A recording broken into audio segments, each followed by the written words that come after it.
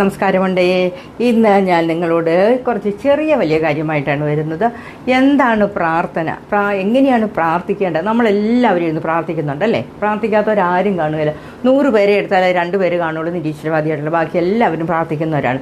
അപ്പോൾ എന്താണ് പ്രാർത്ഥന, എങ്ങനെയാണ് പ്രാർത്ഥിക്കേണ്ടത്, അതിനെക്കുറിച്ച് നമുക്ക് നല്ല അറിവുണ്ട്. പക്ഷേ എനിക്കൊന്നും അറിയില്ലായിരുന്നു കേട്ടോ പ്രാർത്ഥിക്കേണ്ടത് എങ്ങനെയാണെന്ന്.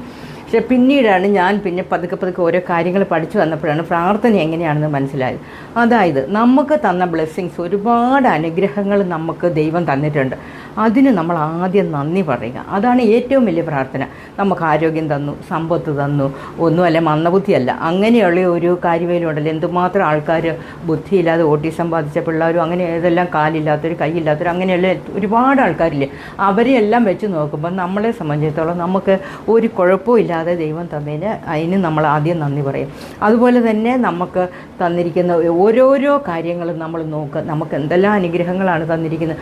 അപ്പം സാധാരണ നമ്മൾ എന്താ ചെയ്യാനുള്ള, നമുക്ക് എപ്പോഴും ദൈവത്തിനോട് പരാതി, എനിക്കത് തന്നില്ല, എനിക്ക് ഇതില്ല, എനിക്ക് അങ്ങനെ എന്നോട് ചെയ്തില്ല, എൻ്റെ ദൈവമേ ഞാൻ ഇത്രയും പ്രാർത്ഥിച്ചിട്ട് എനിക്ക് ഇങ്ങനെയൊക്കെയാണല്ലോ സംഭവിക്കുന്നത്. ഇങ്ങനെ നമ്മളെപ്പോഴും കിടന്ന് പരാതി തന്നെയല്ലേ ദൈവത്തിൻ്റെ അടുത്ത് പറയുന്നത്. പക്ഷേ ഒരിക്കലും നമ്മൾ പരാതി പറയുകയേ ചെയ്യരുത്. എന്താണെന്ന് വെച്ചാൽ നമുക്ക് തരുന്നതെല്ലാം നല്ലതിന് വേണ്ടിയാണ്. നമുക്ക് ദൈവം എന്ത് തന്നിട്ടുണ്ടോ, നമ്മളിൽ നിന്ന് എന്തെടുത്തിട്ടുണ്ടോ അതെല്ലാം നമ്മുടെ നന്മയ്ക്ക് വേണ്ടിയാണ് എന്ന് മാത്രം നമ്മൾ ചിന്തിച്ചുകൊണ്ട് മുന്നോട്ട് പോവുക. ഇപ്പം നമ്മൾ ഒരു കാര്യം നമ്മൾ ചിന്തിക്കുക, ഈ എല്ലാവരും ഭക്തരാണെന്നും പറഞ്ഞ് കുറേ കുറി തൊട്ടുകൊണ്ടോ അല്ല പള്ളിയിൽ പോയിരുന്നോണ്ടോ അമ്പലത്തിൽ പോയിരുന്നോണ്ടോ ഒന്നും ഭക്തിയില്ല. നമ്മുടെ മനസ്സിലാണ് ഭക്തി വേണ്ടത്. അതായത് ഒരു വ്യക്തിയോട് നമ്മൾ എങ്ങനെയാണ് ബിഹേവ് ചെയ്യുന്നത്, ഒരാളോട് നമുക്ക് അവരോട് അലിവും മനസ്സലിവും അവരോട് ദയയും കാരുണ്യം ഒക്കെ കാണിക്കുന്നുണ്ടെങ്കിൽ അവരുടെ ഉള്ളിൽ ഭഗവാനുണ്ട്, ദൈവം ഉണ്ടെന്ന് മാത്രം നമ്മൾ വിശ്വസിക്കാം. അതേസമയം നമ്മൾ എപ്പോഴും ആരുടെ കാര്യം കുറ്റവും കണ്ടുപിടിച്ച് അവരെ എന്തിലും കുറ്റം മാത്രം കാണുന്ന വ്യക്തികളാണെങ്കിൽ അവരിൽ ദൈവം ഇല്ല എന്ന് നമ്മൾ വിശ്വസിക്കേണ്ടിയിരിക്കുന്നു. കാരണം എന്താണെന്ന് വെച്ചാൽ ദൈവം എന്ന് പറയുന്നത് ആ പ്രപഞ്ച ശക്തിക്ക് വേണ്ടത് നമ്മുടെ കളങ്കമില്ലാത്ത മനസ്സാണ്. അല്ലാതെ കുറേ സമ്പത്ത് കൊണ്ട് കൊടുത്തിട്ടോ അല്ലെ കുറേ നമ്മൾ വഴിപാട് നടത്തിയിട്ടൊന്നും ഒരു കാര്യമില്ല. നമ്മുടെ കളങ്കമില്ലാത്ത മനസ്സാണ് ദൈവത്തിന് എപ്പോഴും വേണ്ടത്. അപ്പം നമ്മുടെ മനസ്സ് കളങ്കമില്ലാതാകാൻ നിരന്തരമായിട്ടുള്ള പ്രാർത്ഥന വേണം. അതായത് തന്നതിന് നന്ദി പറയുക. അതോടൊപ്പം തന്നെ നമ്മൾ മുഖേന ആരുടെയും കണ്ണ് നിറയരുതേ, ഞാൻ കാരണം ആർക്കും ഒരു ബുദ്ധിമുട്ടുണ്ടാകരുത്, എൻ്റെ വായിൽ നിന്ന് നല്ലതേ വരാവുള്ളൂ, മറ്റൊരാൾക്ക് വേദന ഉണ്ടാക്കുന്ന ഒരു കാര്യം എനിക്ക് പറയാൻ തോന്നരുത്. ഇങ്ങനെയുള്ള കാര്യങ്ങൾ നമ്മൾ നിരന്തരം ദൈവത്തോട് പറഞ്ഞുകൊണ്ടിരിക്കുമ്പോൾ നമ്മുടെ മനസ്സ് എപ്പോഴും ഒരു പോസിറ്റീവ് എനർജി നിറയും. അതായത് തന്നെ ഒരു വ്യക്തി നമ്മുടെ അടുത്തേക്ക് വരുമ്പോൾ അല്ലെ ഒരു കൂട്ടം ആൾക്കാരിലേക്ക് ഒരു വ്യക്തി കടന്നു വരുമ്പോൾ അവിടെ ഒരു പോസിറ്റീവ് എനർജി, അതാണ് ഒരു ഓറ എന്ന് പറയുന്നത്. അവർക്ക് ചുറ്റിനും ഒരു പ്രഭാവലയുണ്ട്. അതായത് അവരെ സംരക്ഷിക്കുന്ന ഒരു ദൈവീയ ശക്തിയുണ്ട്.